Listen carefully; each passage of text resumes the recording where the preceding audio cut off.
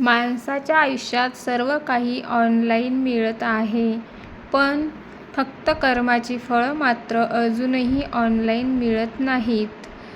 आनंदाने जगा, कारण एक दिवस आपणच आपल्या माणसाला परके कोण करण्यापेक्षा आपले कोण हे कळायला जास्त वेळ लागतो. त्यामुळे कोणाचं कोणाशिवाय काही अडत नसतं.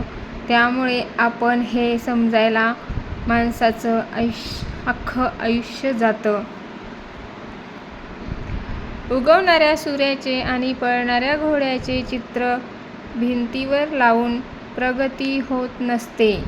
प्रगती करण्यासाठी सूर्योदयाच्या आधी उठून घोड्याच्या वेगाने पळावे लागते, तरच प्रगती होते.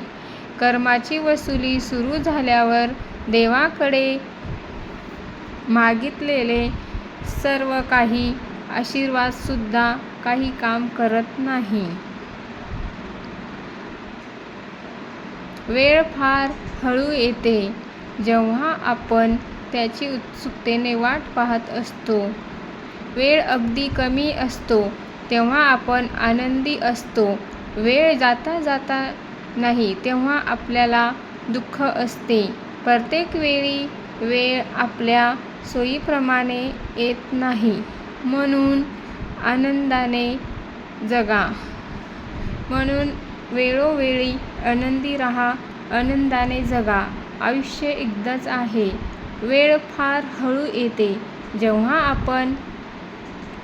वेळ फार लवकर येते. जेव्हा आपण अगदी कमी वेळ असतो. जेव्हा आपण संसाराचा वेळ जिंकायचा असेल, तर आपण आपला जोडीदार जिथे कमी पडेल, तिथे आपण उभे राहायचे असते. परीक्षेचा पेपर अभ्यासाने पार होतो, पण आयुष्याचा पेपर मात्र आपल्यालाच करावा लागतो.